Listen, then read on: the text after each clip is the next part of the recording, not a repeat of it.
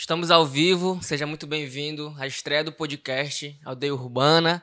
Já se sente aí, pega alguma coisa para comer. Estamos muito felizes de começar esse projeto, de dar iniciativa a esse podcast que a gente espera que revolucione, né, a comunicação indígena, a comunicação aqui no Pará, nesse ano de COP, né? Então a gente vai começar. Ao meu lado temos Taigo Arapiuns. E aí?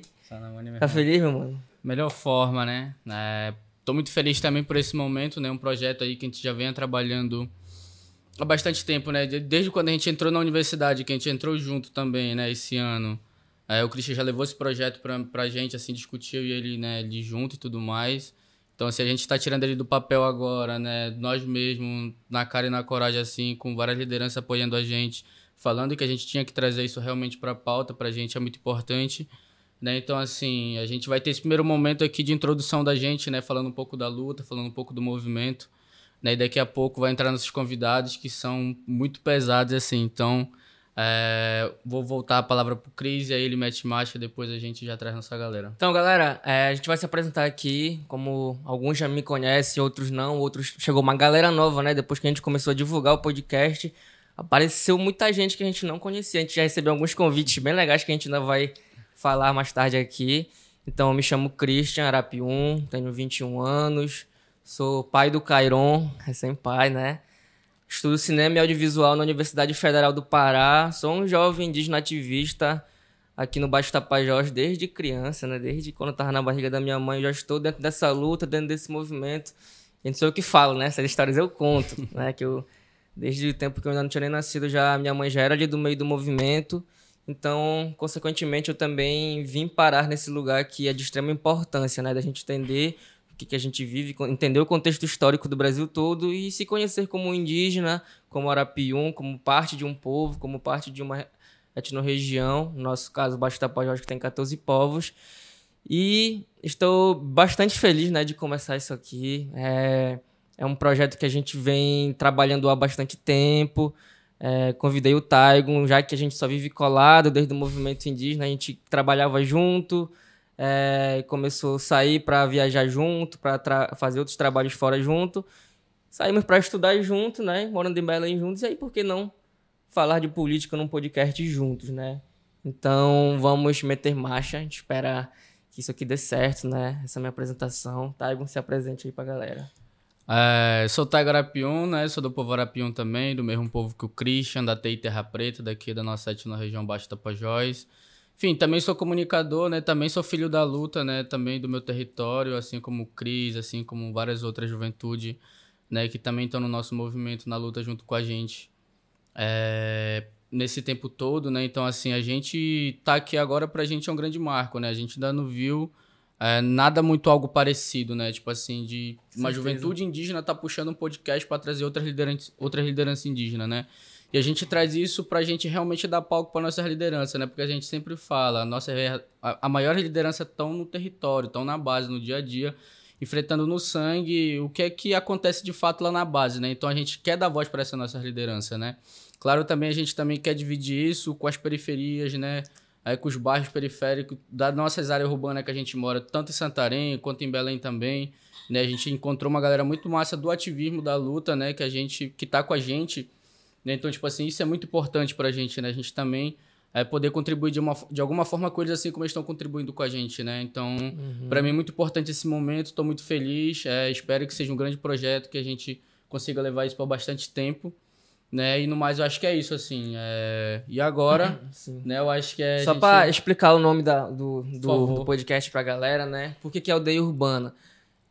A gente vive num processo aqui no Baixo Tapajós que o sistema meio que obriga a gente a sair do nosso território, né? Muito por questão de estudo, por questão, às vezes, geográfica, né? Temos o caso da aldeia Muruari lá, que o garapé secou e obrigou a galera a sair de lá, né? Então, aldeia urbana, a gente sai novo da aldeia e é obrigado a morar nas periferias. Em Santarém, no meu caso, eu morava ali no Bela Vista do Juá, Vista Alegre do Juá. E ali é o bairro mais periférico de Santarém, então ali eu vi muita coisa, né? Tive uma vivência muito ampla ali naquele bairro. E quando eu me mudo para Belém, eu vou para o Guamá, né? Para a favela do Guamá, que é onde reside a Universidade Federal do Pará, onde a gente estuda. Então a gente acaba vendo muita coisa ali também acontecer, né? Então bora juntar o conhecimento que a gente tem na aldeia e bora juntar esse conhecimento urbano, periférico e bora dar voz pra essa galera ouvir. Porque a COP30 vem aí não é pra ouvir a gente, né? Pra ouvir quem é lá de cima. Então, o nome do nosso podcast é esse, pra mostrar essa dualidade, né? Essa pluralidade de realidades que a gente vive. Então, vamos meter marcha. A gente tá com 2 convidados muito especiais aqui hoje, né? 2 gerações diferentes de convidados. Queria uma salva de palmas, né? Uma salva de palmas para Jander Arapium e Mike Kumaruara, viu? Sejam muito bem-vindos, meus amigos. Obrigado. E aí, Jander, tudo certo? Tudo certo, Mike? Certo. Então, vamos lá.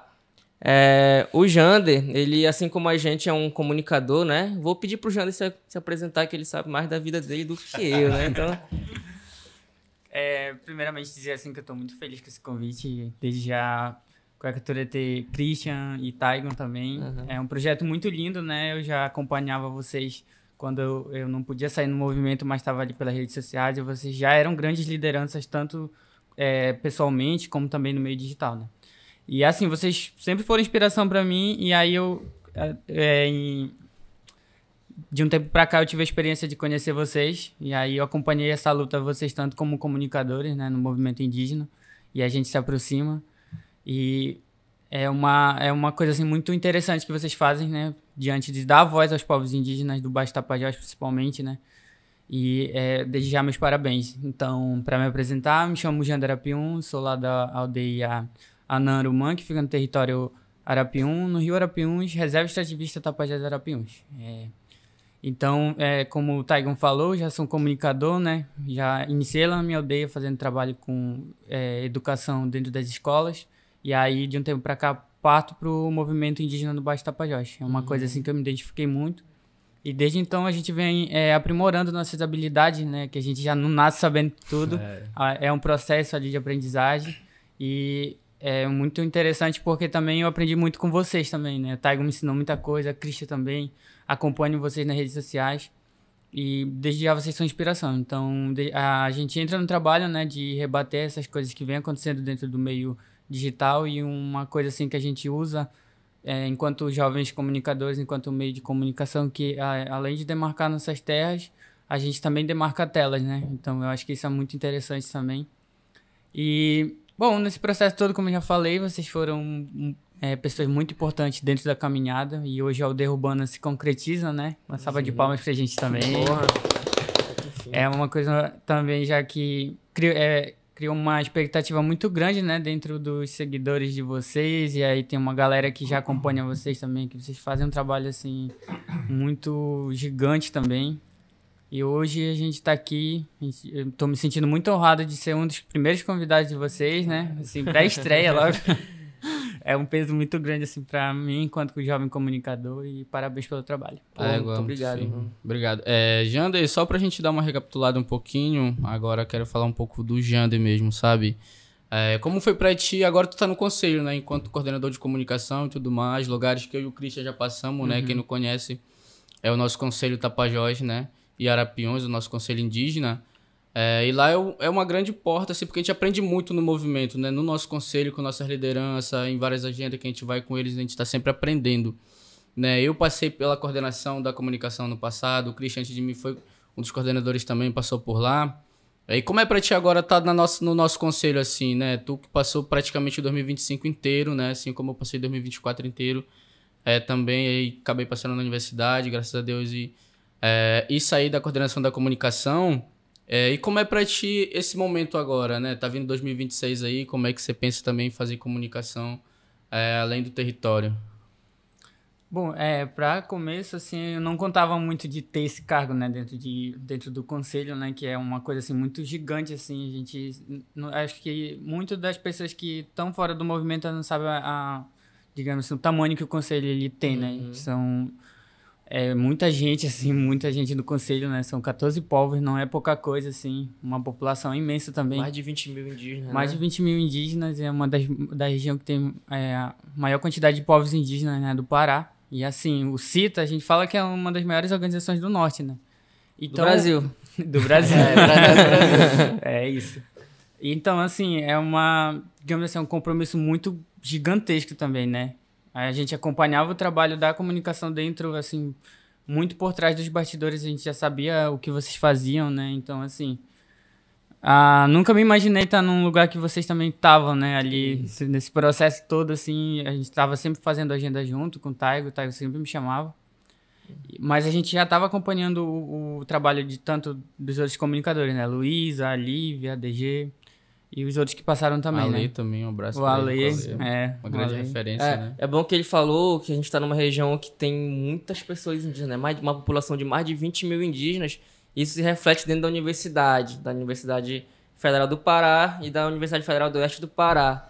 Então, acho que para trazer essa visão, a gente vai falar agora com o professor, Mike, né? Tá aqui com a gente, Mike Maruara, por favor. Esse âmbito da comunicação, está presente, Mike. Boa noite, que honra estar aqui. Compartilha a tua palavra, meu irmão, Jander. Cara, eu tava ansioso esperando a estreia desse podcast. Como não acredito em coincidência, alguma coisa me trouxe aqui, né, cara? Nossos encantados e tal, porque eu achava que eu ia assistir lá de casa, ou vim aqui também dar uma força para vocês, porque essa geração aqui, essa juventude, conseguiu, no processo de luta para revogar a Lei 10.820, combater e derrotar as mídias tradicionais e profissionais do Pará. Essa juventude que a gente está aqui, mesa, né? Aqui na mesa, cara, na minha frente. Então, eu tava falando para minha companheira, a Tati, falando que, olha, isso é um processo histórico. A história passando na nossa mão, assim. Aí depois eu vou falar dessa trajetória histórica, porque eu quero evidenciar e fortalecer esse argumento, né? Mas eu queria falar um pouquinho dessa apresentação minha.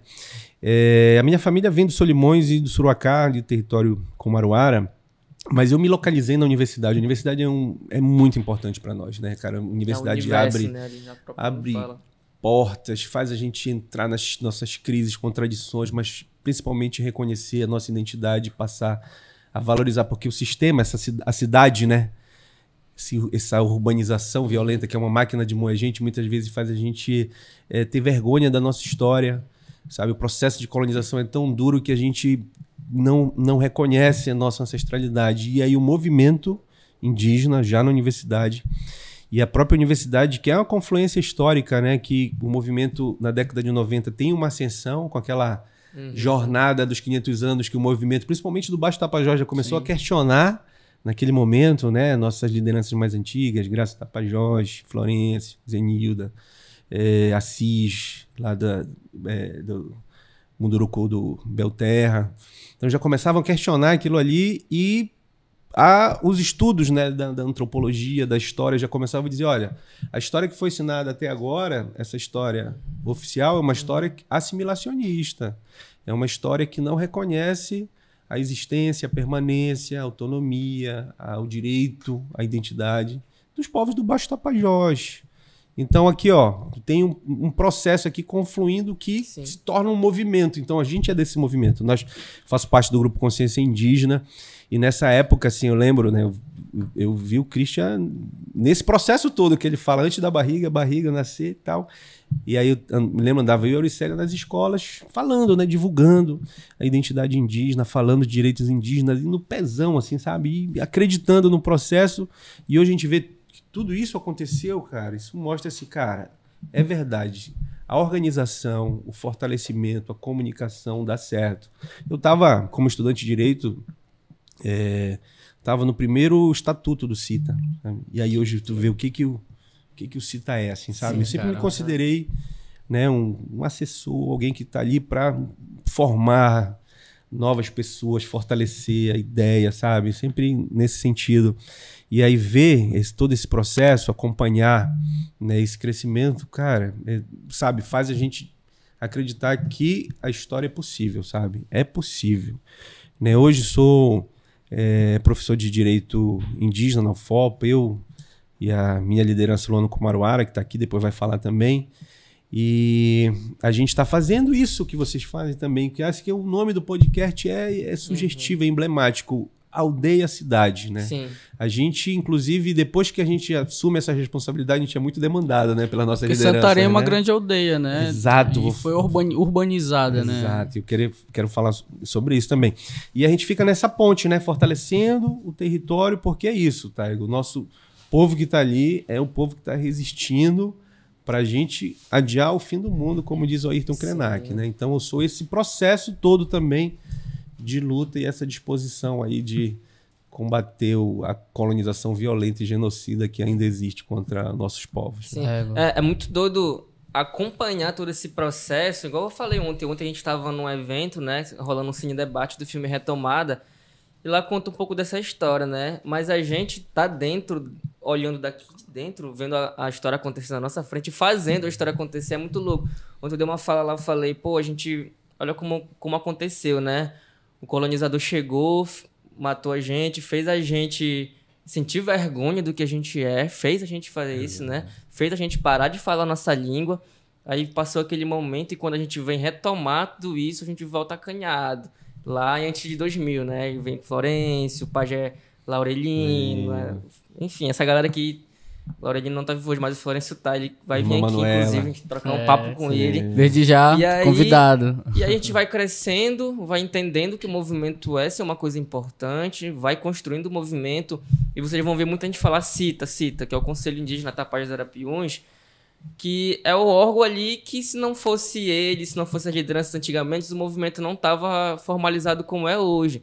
Então, ali em 2000, mais ou menos, depois que a galera volta ali lá da Bahia, depois da virada do século, é criado o CITA. E aí, o CITA até pouco tempo atrás, eu digo 6 anos, 7 anos, não tinha um lugar fixo ali, né? Era uma casa ali na Borges de Leal, aí depois foi lá pro Maíra. E a gente vê se transformando. Aí, mais recentemente, o CITA já tem um prédio ali.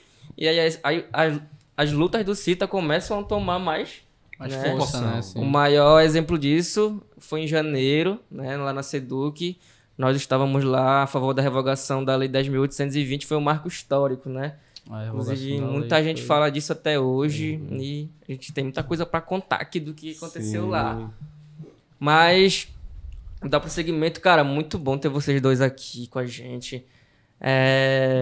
Queria que o Mike falasse um pouco pra gente de como que é essa relação lá. Tu que passou por todo esse momento, tu viu, acompanhou melhor que eu, já tava mais velho, né? Acompanhou todo esse momento. E como que é tu falar disso dentro da faculdade hoje? Tu é professor de Direito Indígena. Olha essa matéria. Né? Tudo isso é resultado dessas conquistas, né, desse avanço, da organização do movimento. Mas eu queria, assim, antes de falar um pouco dessa batalha por dentro da universidade, que ela é importante, eu queria enaltecer esse momento ainda, porque eu, como eu falei para vocês, eu fiz Direito e fiz História também, fiz História na UFPA. Então eu uso, né, o Direito e a História aí para fortalecer nossos direitos e caracterizar todos esses processos. Mas assim, a História, ela é essa luta também. Como eu falei, até muito recentemente, a História era história somente dos colonizadores. Contada por eles. Por eles, contada por homens brancos e diziam, ó, os indígenas vão desaparecer, vão ser assimilados, e toda a legislação brasileira era uma legislação... Desde a Constituição, legislação estaduais, diziam, olha, os indígenas vão deixar de ser indígenas e vão ser assimilados à comunhão nacional. Só muito recentemente isso mudou. E assim, as leis que garantem direitos indígenas são muito recentes. Ó. A lei que obriga, tem que obrigar a falar da cultura afro, da religião de matriz afro, é 2003. A lei que fala que tem que ter história e cultura indígena nas escolas é 2009. É muito recente. A lei de cotas que garantiu a nossa entrada na universidade, garantiu o direito à universidade, é 2012. Vejam só como, sabe, são mais de 500 anos de violência, genocídio, apagamento. Não é fácil, né? Só para responder um pouco não é fácil falar direitos indígenas, não é fácil demarcar a presença indígena na universidade, que ela ainda é branca, ocidental, o conhecimento ainda é aquele conhecimento das ciências objetivas, da classificação, sem respeito à ancestralidade ou à história dos povos indígenas. Mas eu queria, assim, apesar disso, né, a gente resiste historicamente. E aí, por que eu estou falando isso? Porque esse podcast é dirigido por 2 jovens indígenas da comunicação, militantes guerreiros conectados à ancestralidade, é algo inédito. É algo muito exclusivo.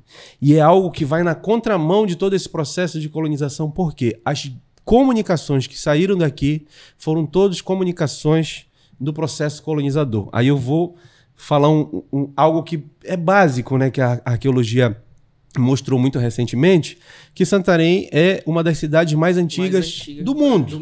Do mundo. Se não a mais antiga. A presença... Então, tem uma presença humana, que é uma presença indígena, que é uma presença ancestral, que é uma presença do povo Tapajós, de milhares de anos. Que é indiscutível, né? Isso. E uma aldeia gigante. E uma aldeia gigante, né? Da cidade de Santarém é isso, uma presença de mais de 10 mil anos de presença. Então, uma coisa que é lógica, como é que esse povo que estava aqui, quando a expedição espanhola passou aqui, que o Carvajal, que era o escriva, que pegou uma flechada no olho, que o barco dele não conseguiu parar em Santarém, porque os guerreiros não deixaram. E ele escreve isso, olha, não estamos em busca do Eldorado, passamos na frente de Santarém, não conseguimos parar porque os guerreiros não deixaram. Como é que esse povo desaparece no Passo de Mágica? Não desapareceu, para responder logo a história, não desapareceu. O Estado, ou seja, esse povo estava antes do Estado português, o Estado português disse nos seus decretos, nas suas leis, que desapareceu. Então as comunicações foram essas, né? Fundação de Santarém, Padre Felipe Bentendorf, 22 de junho de 1661, ele diz, olha, chegamos aqui na aldeia dos Tapajós, tem muito indígena aqui, índio, inclusive índio é uma palavra europeia, né? Porque aqui era em Tirapium, é Tapajós, é Munduruku e tal. Aí, olha só, fundamos a missão Nossa Senhora da Imaculada Conceição. Mandou, a comunicação foi essa. Depois a comunicação que vira vila, depois a comunicação que diz assim, olha, né, as ordens religiosas organizando os povos indígenas, descimento, guerra justa, tudo isso é violência com o nosso povo, e trazendo e colocando no bairro da aldeia, concentrando todo mundo e dizendo, comunicando de novo, ó, misturamos o Arapium com o Munduruku, com o Tupaiú, então deixaram de ser indígena. Essa era a comunicação. Deixou de ser indígena. Olha, proibimos a língua deles, deixou de ser indígena. Colocamos o nome, tiramos o Kumaruara, botamos um Vieira, botamos um Silva, Souza, né? Deixaram de ser o que eles... Fizemos casamento forçado, que na prática é estupro, que infelizmente é uma praga que ainda comete esse país, deixaram de ser indígena. Essa era a comunicação. E aí, quando chega o Marquês de Pombal, outra comunicação, diz, olha, deixou de ser Vila dos Tapajós para se chamar Santarém. Mas olha o nome, Vila dos Tapajós. Olha, Alter do Chão, Vila do Borari, vai se chamar Alter do Chão. Monte Alegre, Vila do Gurupatuba, vai se chamar Monte Alegre. Óbidos, Vila dos Pauxis, vai se chamar Óbidos. Alenquer, Vila dos Trubiús, vai se chamar Alenquer, que são nomes de cidades que já existem em Portugal. Estão, né? Entendendo? Vocês vão enterrando. Né? Santarém, Belém. Santarém, vão enterrando e dizendo, olha, não tem mais indígena. Então, as comunicações, elas foram essas, né? Comunicações, ó, agora vai se chamar Santarém, agora, daí veio um decreto e disse, olha, não existe mais indígena nessa região. Tá entendendo? E a comunicação de vocês é uma comunicação que diz, olha, temos indígena e somos nós que estamos falando. Estão entendendo a potência desse negócio aqui? Sabe? Até então, até muito recente, não era a gente que falava por nós. Então, vocês jovens, olha a responsabilidade, né? Só um parênteses. No nosso curso, a gente estuda cinema e audiovisual. Tem uma matéria que é cinema indígena. Mas não é uma indígena que dá essa... Entendeu? Exato. Então, a fala nossa, o protagonismo é muito recente. E aí tem uma coisa assim que é interessante, só para falar e passar a palavra, para também não me estender muito, que eu acho muito interessante, que toda essa legislação, né, foi uma legislação violenta, assimilacionista. Algumas legislações, no Nordeste, por exemplo, dizem, olha, se tu encontrar indígena, elimina. Santa Catarina elimina, mata mesmo. Então ela vai mudar com a Constituição de 88, que também é muito recente. E aí tem um dado que eu acho muito importante. Nós tivemos 20 anos de ditadura militar. E nós tivemos uma oposição organizada à ditadura militar. Sabe quem mais morreu na ditadura militar? Os povos indígenas. Não foi grupos organizados de partidos, de movimentos guerrilheiros, foram os povos indígenas. E ninguém fala isso. Só recapitulando, para a gente ter uma noção, a população indígena ela é 0,83% só no Brasil inteiro. Né? Então a gente tira por aí o quanto o Brasil ele foi dizimado, né? Porque antes de chegar, a gente tem relatos que existia mais de 1.000 povos indígenas no Brasil. Né? E hoje a gente só tem 305, olha a diferença. Tem um livro chamado Número que Nunca Saberemos, que é de um historiador que diz, a gente calcula que provavelmente toda a América 42 milhões, no Brasil 5, 10 milhões. Tudo são estimativas, não tem nada certo. Mas se foi 10 ou 40 milhões, foi o maior genocídio da história. Porque como é que tu reduz para isso? Para zero, sabe? Tu tem 5, 10 milhões e tu reduz para, né, no início da década de 90 pequena porcentagem da população. Ou seja, né? Tu tá naturalizando, e a gente não reflete isso, uma morte geral. Bicho, querendo ou não, hoje os genocídios mundiais, a galera tá acostumada. Tá rolando aí tanta coisa hoje que parece, né? Naturalizou. Né? Tem uma informação que mataram tanto indígena aqui na América Latina que tem aquela informação que o mundo baixou 1 grau, né? Que depois que dizimaram as aldeias ali naquele enormes... O vegetal tomou de conta, né? E aí, então, deu uma esfriada. Isso rolou, eu li que rolou em alguns certos pontos da história. Tanto genocídio assim, que morreu muita gente. Nós éramos mais de 10 milhões aqui. Exato. E agora nós somos 300 povos. Né? Exato. Dá quanto... Aí... O pessoal fala, mas o que a gente pede ainda é pouco, né? Sim. É pouco. Vocês viram que recentemente mataram 2 Guarani, cortaram a cabeça. 2 Sateré, Maué. E colocaram na frente do território de Ceará. Se vocês... Sim. 2 Guarani. Os Guarani Kaiowá, Guarani né? Kaiowá. Cortaram, sabe? Imagina se fosse algum representante da elite branca brasileira. É verdade. Eles tinham organizado um exército... Para ir atrás e eliminar, mas matar, e a gente não teve a repercussão, porque, como diz o Christian, meio que naturalizou, que não pode ser, né? Por nós não, né? Mas naturalizou. E assim vai apagando, né, a história dos povos indígenas. E aí eles estão demarcando o território deles, querendo ou não, né? Eu vi quando caiu essa informação, a gente que tá no mundo da mídia, a gente acompanha tudo, né? Então a gente tá em vários grupos de várias regiões do Brasil, né? E eu lembro quando colocaram lá no grupo que tinham decapitado o parente, colocaram a cabeça dele numa estaca, né? Isso. E afincaram, né? Então, assim, isso é muito sério, isso não é mostrado, né? Até quando esse apagamento vai continuar, sabe? Tipo, até quando realmente o Brasil vai fazer alguma coisa, né? Porque, assim, se fosse aquilo que você falou, se fosse um branco, eles tinham parado o Brasil para fazer alguma coisa, né? Mas como foi um indígena... Ficou por isso mesmo, saca? E se a gente vai atrás pra fazer alguma coisa, a gente ainda tá errado, né? Então, nessa parte toda é uma revolução. O que a gente tá fazendo aqui é uma revolução, né? Nossa trato como comunicação. Agora, assim, nosso tempo tá um pouco apertado, né? Passou rápido, né? E eu queria falar um pouco com o Jander agora. A gente vai receber outra convidada agora, tá? Mike, massa. Você falou, queria que tu desse lugar pra nossa... convidada, tá certo? Obrigado, viu, mano? Obrigado, mano. Junto. Mas vamos seguir aqui no estúdio, daqui a pouco. Fica por aí, a Luana vai já sentar aí, vamos já apresentar ela. Vamos. Mas, a gente vem falando dessa questão de revolução de comunicação, né? O que a gente tá fazendo. Lá ali na Seduc, quando a gente entendeu que o nosso trabalho ali era um dos mais importantes, a gente começou a fazer com mais gosto, né? Começou a aparecer mais gente. E o Jander tava nesse meio, né? Aproveitar. Bem-vinda, Luana. Bem-vinda, Paulo. Sentar aqui com a gente. Né? Quem não sabe é a Luana com Maruara. Meio o Jander nessa parte da comunicação, de como que tu entende isso, né? Foi muito pouco tempo de tu sair lá da aldeia e virar esse boom da comunicação que tu é hoje também, né?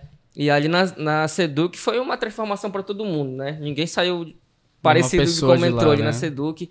Queria que tu falasse, Jander, um pouquinho dessa questão da comunicação, como é que tu vê essa revolução que a gente está fazendo hoje. Na escola, a gente é ensinado um monte de coisa em livro de história que não foi nem o indígena que escreveu, né? Exatamente. Então, a gente aprende a nossa própria história contada por uma pessoa branca. Então, Jander.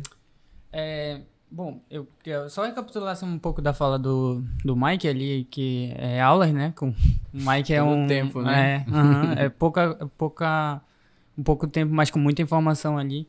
Então, eu acho que, trazendo um pouco desse histórico, né? A gente tem um apagamento dos nossos povos, tanto do Baixo Tapajós, tanto de outras regiões do Pará, né? Que é uma coisa assim até que causa muito...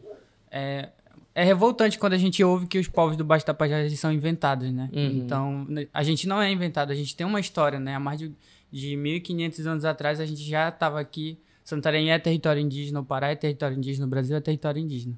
Então, eu acho que assim, uma cultura que foi imposta pelo branco foi a questão da política, né? E aí a gente entra na Lei 10.820. Então, a representação que a gente tem dentro dos espaços políticos hoje, da questão indígena, é pouquíssima. A gente tem pouca... A gente tem parentes que são políticos que deveriam estar lutando por nossas causas e acabam que virando totalmente contra a gente. Então, assim, é como se os nossos direitos, a gente conseguisse um cargo na política, mas mesmo assim não valesse de nada, né? A gente tem ministro hoje que praticamente não decidem nada, são mandados realmente, assim. Mas a gente tem uma coisa que é muito, muito importante, que é a pressão popular, né?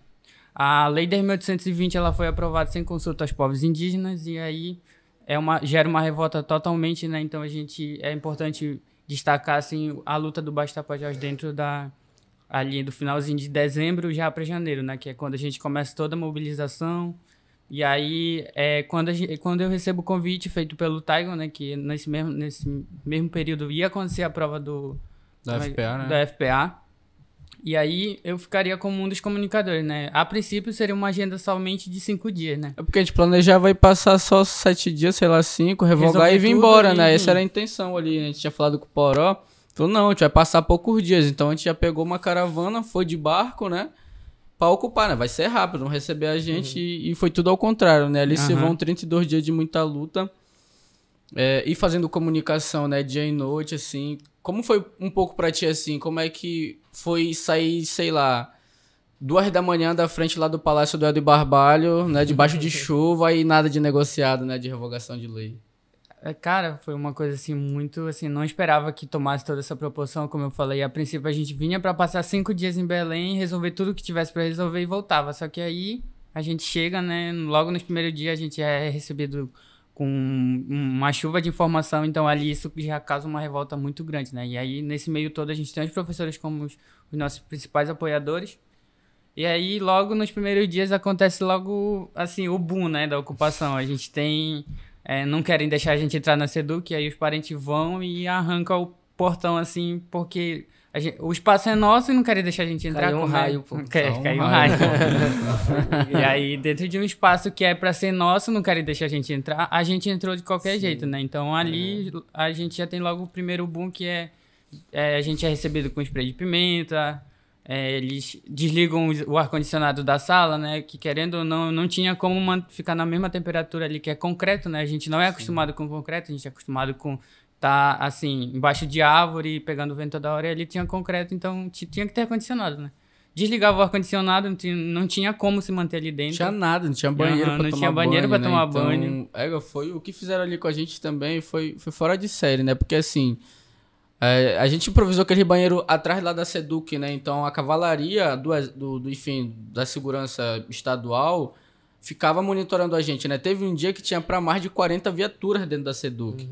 Né? Então, assim, as mulheres iam tomar banho e elas denunciaram isso, né? Que elas ficavam sendo focadas com lanterna à noite, por exemplo, né? E isso é muito sério.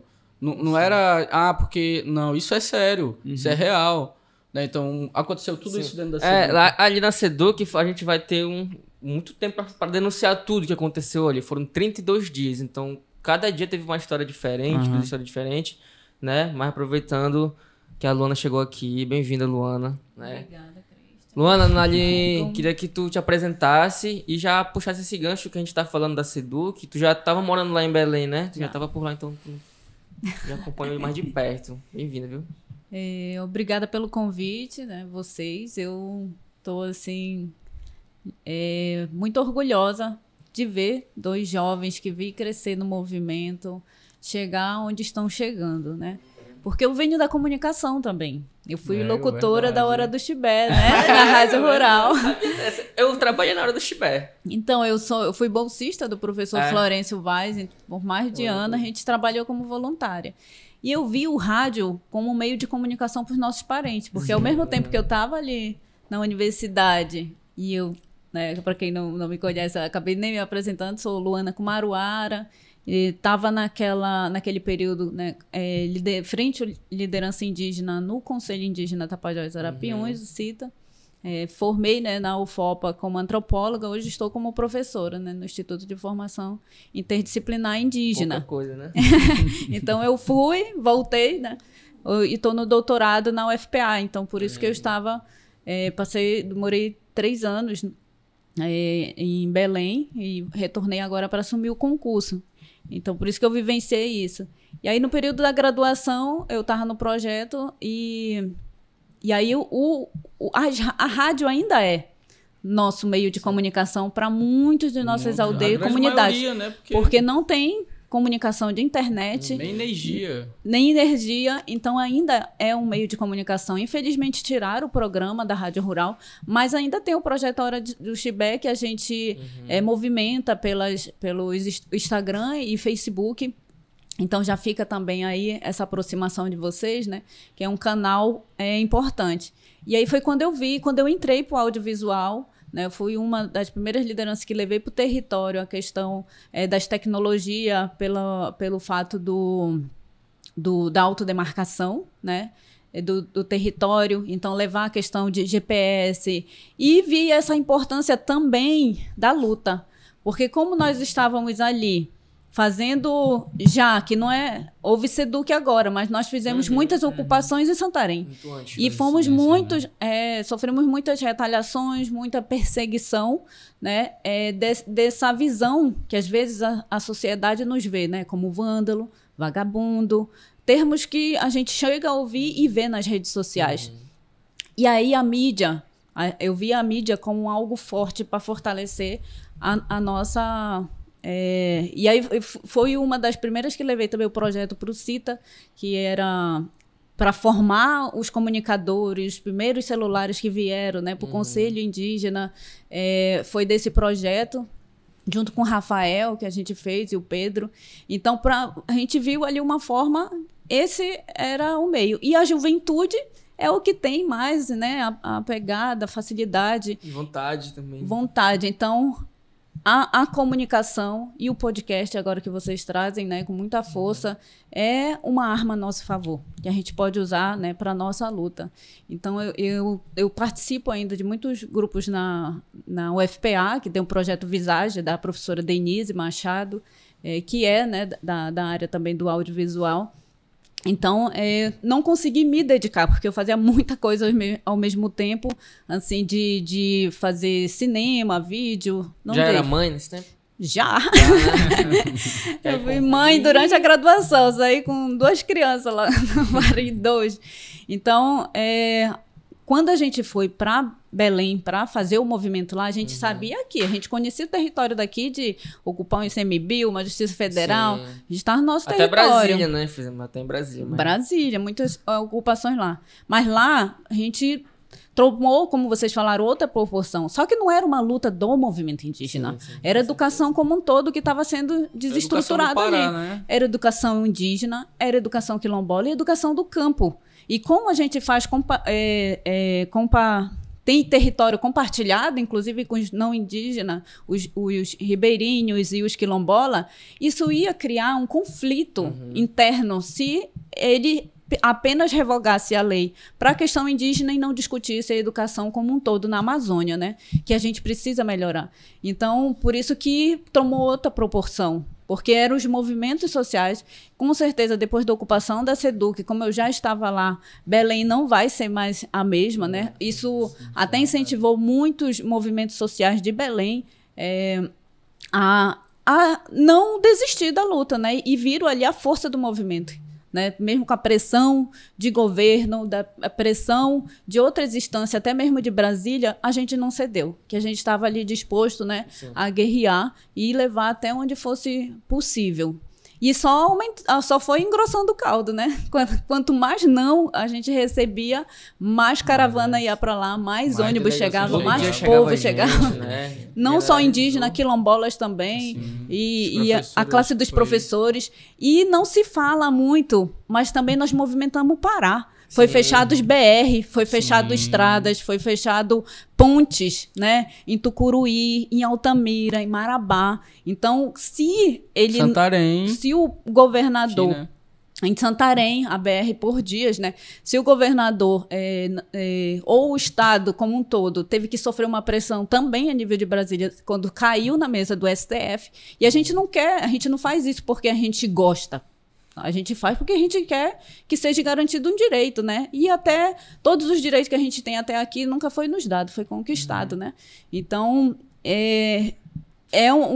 foi um efeito, né, que o movimento do Baixo Tapajós, né, tem um peso, mas isso demandou tempo de construção, muito trabalho. E não foi só com nossas lideranças. Foi muita formação, inclusive com mulheres, fortalecendo as mulheres dentro do território, trazendo elas para frente, né, desse movimento também, e sobretudo a juventude, né? E é histórico também esse processo da juventude atuar aqui. Florencio começou jovem, Mike começou bem jovem, eu jovem, agora vocês estão aí. E o movimento indígena sempre fala isso, né? A juventude não é o futuro, é o presente, né? E agora a gente trabalha também com as nossas crianças. Sim, ali na Seduc foi um momento ali que eu tava ali dentro já, 15 dias, bicho, o negócio aqui tá doido. Aí eu vi juntar o movimento cultural e veio a galera do carimbó, veio a galera da capoeira, veio a galera da batalha de rima, veio quilombola, veio indígena, veio MST, veio não sei quem. E, bicho, alguma coisa esse povo tem em comum, né? Quer denunciar, tá sendo oprimido pelo governo. E eu acho que ali eu já comecei a flertar com esse podcast, assim, porra, a gente tem que dar continuidade nisso aqui, porque depois que rolou a Seduc, depois que acabou, parece que deu uma esfriada no movimento, parece, né? Não teve nada assim físico ali, de novo, daquela proporção, daquele tamanho, mas tá chegando novembro agora aí, né? A galera vai fazer um tumulto lá em Belém de novo, vai fazer um barulho, né? Vai fazer um barulho bom. Então, a gente vê que todos esses campos da sociedade estão ligados de alguma forma. E a comunicação é o que liga todo mundo, né? A gente consegue falar. Será que tem alguém assistindo a gente em alguma aldeia aí, né? Então, no território, né? Eu queria falar também, a galera lá no Terra do Chão montou um telão pra assistir a gente. A galera da Quebrada sabe pra Cultural, vocês, pô. tá? Então tá todo ontem, mundo lá. Ontem a gente tava lá, né? A gente fez assim, um debate lá, foi muito massa. Foi muita gente, inclusive, assim, o Mike, a Luana tava lá, né? Quem tava outro lugar que também juntou muita gente pra discutir isso também, né? Essa questão de comunicação, de lei e acesso à informação também, que é muito importante, né? Porque a gente ainda vê muito no território que a gente não tem nenhuma energia, por exemplo, né? De qualidade, assim. Então, assim, é muito importante a gente trazer essas pautas, né? Pra ver de que forma a gente vai conseguir fortalecer o nosso território, né? Porque o nosso território são muito distantes, né? Por exemplo, somente a área do Médio Arapiuns para cima, agora na seca, principalmente, fica muito complicado de chegar, né? Esses 2 últimos anos a gente acompanhou a estiagem, que foi muito forte, né? Esse ano já nem tanto, não teve tanta fumaça como ano passado, né? Ano passado, por exemplo, o Ar de Santarém era o segundo mais poluído do mundo, por exemplo, né? Então, assim, isso são coisas muito sérias que parece que não vai acontecer, mas se a gente não tiver o cuidado, pode acontecer de novo e talvez até pior.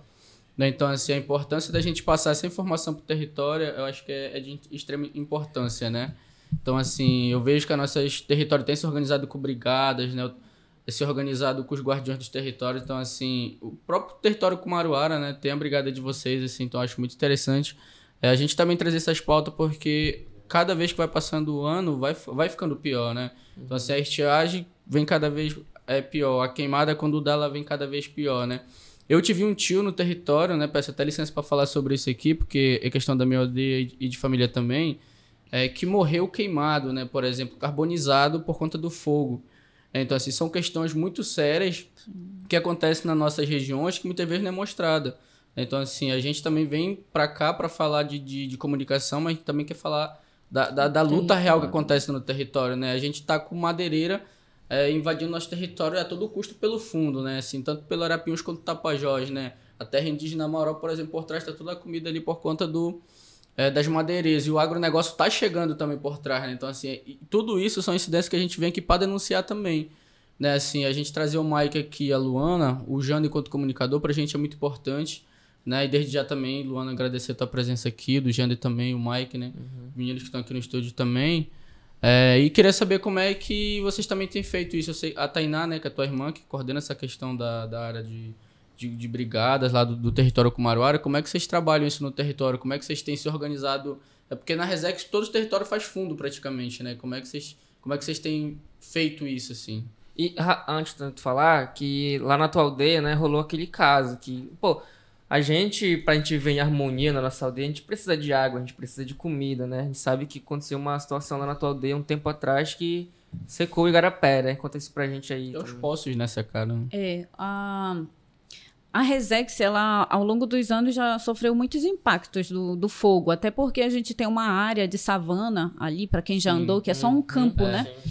E pega fogo muito rápido no verão, quando a gente passa 2, 3 meses sem chover na nossa região. E aí, nos anos 90, teve, né, esse fogo que comprometeu a nascente do Igarapé, e lá na nossa aldeia a fonte de água é o Igarapé. Então secou. Foi quando eles tiveram que sair da aldeia, então muitas famílias desceu para a aldeia de Solimões, porque a gente fica, né, mais longe, é uma hora de distância andando da margem do rio para lá. E outros foram para Alter do Chão, outros vieram para Santarém, outros para Manaus, né? Uhum. E foi durante a pandemia, mas só que nunca abandonaram o lugar, sempre teve o lugar que a gente faz a roça, né, planta, colhe, nunca abandonamos. E com o tempo ele foi se recuperando em Igarapé. E na época da pandemia foi o refúgio dos parentes. Quando eu vim do mestrado de Belém, já estava bloqueado, eu não pude mais ir para lá. Então, eu que já fiquei isolada para a cidade, né? E foi quando eles fizeram a retomada de ser reconhecida a aldeia, né? Sim. Muruari, mas que já permaneceu ali. Tá lá, né? Então, foi um impacto do fogo onde muitos sofrem. Ano passado foi a aldeia Mapirizinho, né? O falta poço, de água, né? Falta de água, o poço seca completamente. E eles também, né, é uma aldeia bem no meio da mata e que dependem só do Igarapé. Então, eles sofreram isso, de sentir a seca do Igarapé, não ter água potável, né, para beber. Então, já ainda infelizmente, uma realidade dessa. Tem se discutido o clima, tem que se discutido COP, mas essas populações de lá, que entendem a dinâmica, inclusive, da floresta, né, que tem o seu calendário, né, de plantar, de colher, de ver a chuva, isso está causando até mesmo confusão, né, de não perceber quando é que tem que plantar. Muitas pessoas que plantaram antes da chuva, que só foi ter em janeiro, perderam, né, a sua plantação. E a troca da sabedoria desses anciões, que entendem essa dinâmica da natureza, né, com a nova geração que se tem.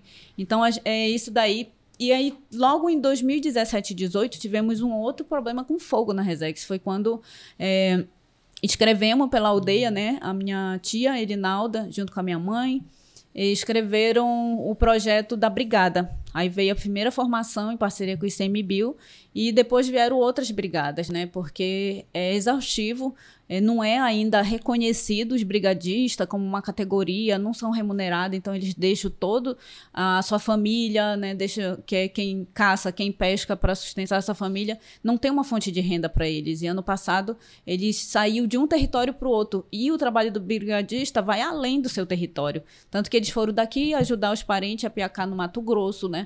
Depois de Alter do Chão também a brigada foi para Resex e hoje já tem as outras brigadas também lá no Arapiuns e tem se fortalecido. Eu acho que tem que se discutir mais ainda, porque é os grupos de guardiões que a gente já tinha e que se estendeu, né, para o grupo de brigadistas. Aí quem está mais na frente é minha irmã, né? Agora eles estão fazendo um trabalho de prevenção educativo, indo para as escolas, para as comunidades, falar sobre o fogo, né? Até mesmo um lixo doméstico cria uma proporção que a gente não tem noção desse fogo. Uhum. A questão da saúde ambiental e de cuidar do lugar que a gente né? Enfim, a gente está se encaminhando aqui para o final desse primeiro episódio, né? Tem uma galera aqui que eu queria dar um alô. Primeiramente lá pra galera de Alter do Chão, galera da Quebrada Cultural, que tá acompanhando a gente. Pro professor Adriano Patrese, que tá lá no Esperança, lá na De Esperança, acompanhando a gente. Vocês querem dar um alô pra alguém aí? Fiquem à vontade, Jander, pra galera da tua aldeia. A galera da minha aldeia e também os meus amigos, né? Raquel, Douglas, João, que estão acompanhando também. Eu vi bastante gente, tava entrando aí, tava ao vivo, né? Tava minhas irmãs da universidade, a professora Fabrícia lá, que trabalha na reitoria da UFOPA, onde a gente jogou o link, o pessoal estava acessando, assistindo. Então, muito obrigada aí por estarem prestigiando, né, esse momento histórico aqui. Sim. Só pra gente esclarecer, a gente não tá fazendo transmissão no canal da Aldeia Urbana, né? A gente tá fazendo aqui no canal do Inove. Mas nos próximos episódios a gente já vai organizar tudo certinho isso. E dizer que a gente recebeu alguns convites, né? Eu e Taigo, um convite Na sexta-feira que vem, eu e ele, a gente vai ter uma participação no canal Farol Brasil, o canal no YouTube, que é o canal do Johnny Manuel, né?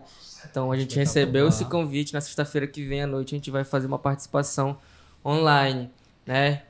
Galera que tá aí na arquibancada. Galera, João. E aí, João? Parece aqui, João. Dá uma fadinha aqui pra gente, rapidão. Né? Porque a gente tá assim, encerrando. Aqui, galera da cultura santarena. Então...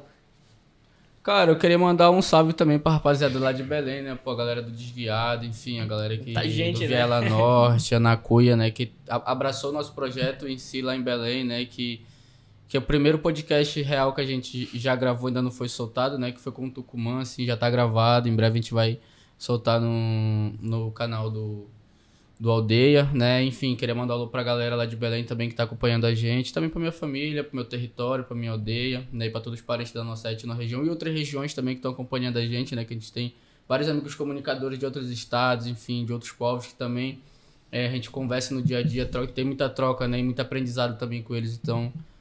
pra gente é muito importante a gente estar aqui também, porque a gente está ocupando os espaços e demarcando as telas, né? Como a gente sempre fala. Com certeza, queria deixar esse abraço aí para todo mundo que compartilhou, foi muito compartilhado, foi muito bem divulgado.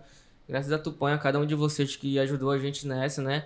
E a gente queria pedir para vocês continuarem apoiando, né? Esse é só o primeiro podcast, esse é o episódio de estreia, mas a gente sabe que para manter isso aqui a gente precisa de alguns recursos, né? De algumas ajudas. Então você aí que quiser apoiar a gente, entre em contato lá no Instagram do Aldeia Urbana. Se tu não segue, vai lá no Instagram Aldeia Urbana e já segue eu, segue o Taigo, pra gente continuar essa troca aqui, né? Pra gente conseguir manter isso, né? Que a gente precisa falar disso. Porque é importante, né? A gente, por exemplo, a gente tem muita demanda, né? A gente, quanto juventude, a gente estuda, tá em linha de frente de comunicação, de luta, pai, a gente é pai já. Tá aqui, entendeu? Então, tipo, é muita demanda, né? Mas assim, a gente tá aqui porque a gente quer trazer nossa liderança, né? A gente quer mobilizar algo e fazer isso aqui se tornar maior do que já é, né? E desde já também quero desejar um abraço para a galera do Mídia Ninja, né? E do Mídia Indígena, que são dois grandes parceiros nossos, né? Que a gente tá com eles e fez essas parcerias, né?